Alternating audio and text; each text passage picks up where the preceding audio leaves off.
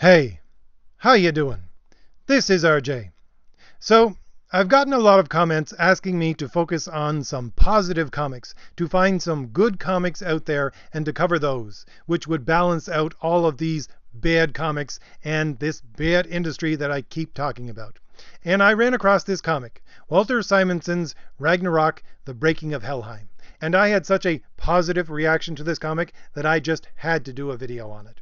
Now, if you are not going to listen to this entire video and you want to know what the takeaway is from this video, the takeaway is this: go and buy this comic. It is spectacular. And I would suggest that you go and buy it sooner rather than later, because I was in at my comic shop at 2 o'clock on the Wednesday that this book came in, and I got the very last copy of it.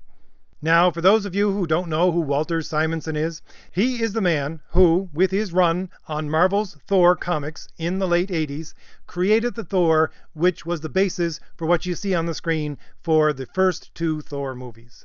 And I'm going to give you some of his old Thor art in the background, along with some of this new art from Ragnarok, The Breaking of Helheim at the same time, to show you his old Thor and his new Thor back to back. Now, I'm going to give you my bias right up front here. I firmly believe that Walter Simonson's run on Marvel's Thor in the late 80s was the best run of comics ever produced. And I would say that the culmination of that storyline, which was, I do believe, in Thor number 381, was the best comic ever written. Now, there's a little caveat to that, and I would say that it is the best comic ever written if you read the entire storyline of Walter Simonson's Thor, because it is the culmination of the entire storyline. And I firmly believe that that comic is the best comic ever written. So that's my bias right up front. Now, this new book, Ragnarok, The Breaking of Helheim, number 1, is from IDW. And it has story and art from Walter Simonson. Now, I'm also going to have to say right away that I was out of comics for a little while, and I did not get to see the previous volumes of Walter Simonson's Ragnarok, because there have been previous volumes of this series of Ragnarok, which is a Thor series, again, which has both art and story by Walter Simonson. So, that having been said, I am going to track those books down, and I am going to buy copies of them all, because I'm the kind of person which I honestly think it would be a disservice to read this story and to look at this art anywhere except for on the printed page. So, I have not read the previous volumes of Ragnarok. And I want to put that out there because I'm going to give a short story blurb here now. And if I get anything wrong, please correct me in the comments. For you people who have read the previous volumes of Ragnarok, please go to the comments and tell me and anybody else who wants to read them what I have gotten wrong. So the story for this book itself, number 1, is that Thor is in mourning for the other gods because there was a great battle where many of the gods died. And he is mourning for all of these Norse gods that died in this battle. And he has been mourning for quite some time. And suddenly he hears the voice of his father, his dead father, Odin, calling his name. Now, to break off from my little retelling of the story, this is one of the things that Walter Simonson does beautifully. He used it in his Marvel Thor run, where you had this sound going through issue after issue, and you didn't know what it was. It was a thum, thum kind of sound. And he does these kinds of sound effects which are just very personal to him. You'll never see them anywhere else, I don't think. But it was this sound that was going through his comics, and it built up suspense to what in the world was going on with this storyline back in those old Thor runs. And he does the same kind of thing here with Odin calling Thor's name. So what Thor does is he travels to the last battlefield of the gods, which has been left in desolation because of the battle that occurred on it. And when he gets there, what happens is, supposedly, he hears the voice of Odin telling him about Ragnarok and how it is going to unfold, and how at the end of Ragnarok there will be no good left standing. Only those who are evil, only those who are in opposition to everything that is good will be left standing. And what Thor does is he makes up his mind there and then that this will not come to pass, and he will invade Helheim in order to make sure that this will never happen. Now, briefly, I'm going to give you the synopsis of my 10-second comic review. And if you've never been over to the community section and seen my 10-second comic reviews, what I do is I give a rating out of 10 in current year quality and a rating out of 10 of quality in a healthy industry. And very, very rarely do those numbers actually match. But they match here with this book. I gave it a 9 out of 10 for both. Because if you're looking for a story that looks like it's straight out of the late 80s, early 90s, again, pick up this book. It is a storyline that looks directly out of the late 80s, starting to get into this dark tone of the early 90s. And it concentrates on storytelling, and there is no agenda, and there is no politics whatsoever. It is straight comic book storytelling, and it is beautiful. And this is why I gave it a 9 out of 10 for both of those categories. Now, for story, I gave it an 8 out of 10. And the reason why I did that was because if you're not familiar with Norse mythology, you might find the story a little bit confusing when he starts to talk about Ragnarok. And I think it's more because of the names that he has to use in order to describe the actors in Ragnarok, because they are Old Norse names, and typically they're not something that you're going to see within English. And further, they're not going to be names that are typically used within your Marvel comics, because he has to break off from all of those old stories that he told, and he has to use different names. So he goes back to those older names, and he goes back to that older story of Ragnarok. And even for myself, and I'm fairly well versed in Norse mythology, not as good as my classical or my Celtic mythology, but I'm fairly well versed in Norse mythology, but at the same time, I had to slow myself down in my reading. So that's why I gave it an 8 out of 10. And this book is a setup for the attack, for the invasion of Helheim, which is going to come within the next couple of issues. So for myself, I would not start a number 1 of a series like this. It is a little bit too much exposition, but at the same time, having a book which concentrates on nothing but storytelling is just absolutely beautiful. And for the art, well, it's Walter Simonson. I gave it a 9 out of 10, and the only reason I didn't give it a 10 out of 10 was because, well, I don't think Walter Simonson has in any way lost a step or anything of the kind. I simply think that, as other people have described it, when you're doing the art for an ongoing series and you're putting out this art on a page under a deadline and doing so month after month, you get to have a style which is very fast and very smooth. And I think that is something which is missing within this art itself. I think that Walter Simonson has gotten a little too used to doing art for commissions or for other things besides putting it into your normal panel version of your normal restrictive number of pages for a comic book.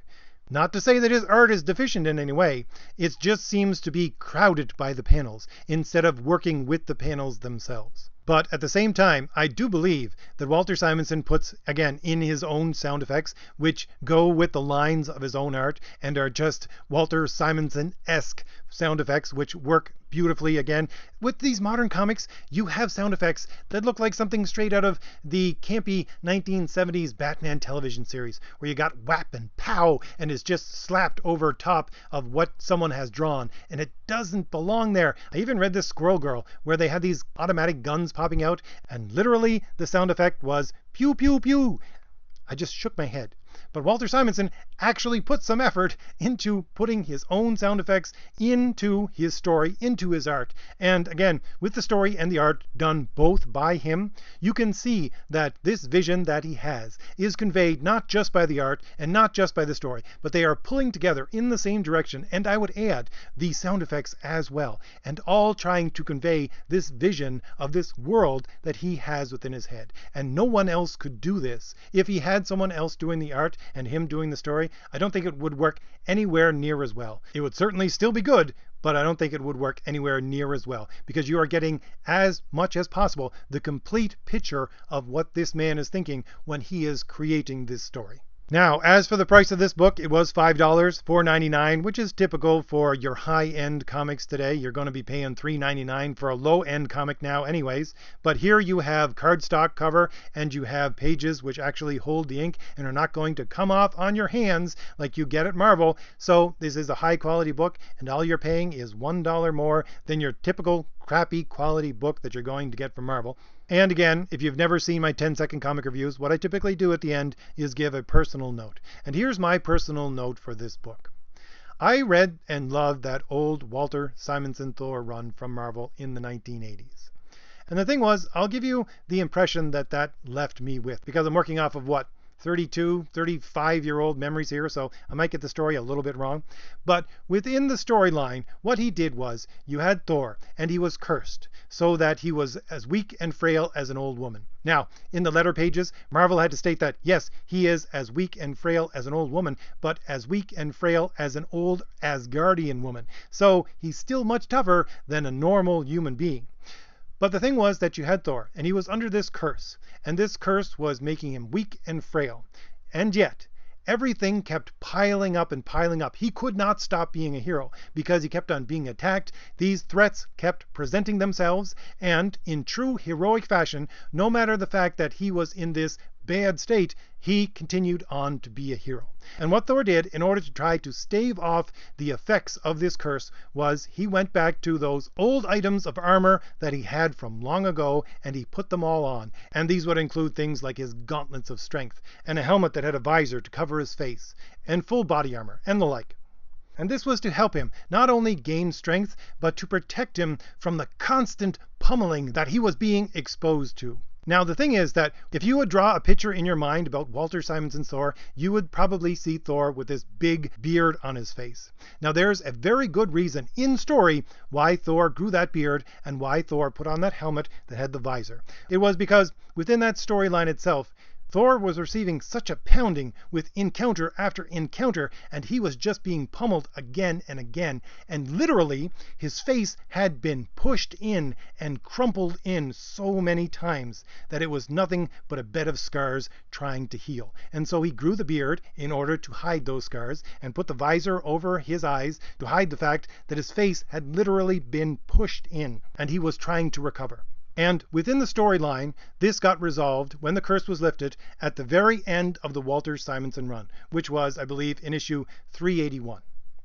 But the thing is that if you look at this current iteration of Thor that he is writing, this Ragnarok Breaking of Helheim Thor, you have Thor, and he looks much different than any other form you've ever seen him in. He has completely lost his lower jaw, and the rest of his face simply looks like skin drawn over a skull. He has been through the ringer, to say the least. He is in this weakened state. And I know that this was probably not Walter Simonson's intent for the story itself, but for me, all I have to do is think about that old storyline from Marvel's Thor, and think that that curse had never been lifted, and I could see this current Thor that he is writing in Ragnarok to be the result of what would have happened to Thor if that curse had never been lifted, where he has lost parts of his body, where he looks like skin stretched over a skeleton. And yet, what do we have? We have a Thor who is heroic. We have a Thor who is not willing to stand idly by when the forces of darkness and evil are going to conquer the entire Nine Realms. No matter how weak he is, no matter in what condition he is, no matter what will happen to him, he will simply not stand by and allow this to happen. This is a heroic act. And this again may not be the Thor that is straight out of Norse myth, but this is Walter Simonson's Thor. This is a version of that character which is a hero. So, hopefully I've encouraged you to go and look up this book. If I did, hit like, hit the shield in the lower right hand corner of your screen to subscribe, and leave me a comment. Tell me what you think about this book. Alright, I'll see you later. Bye.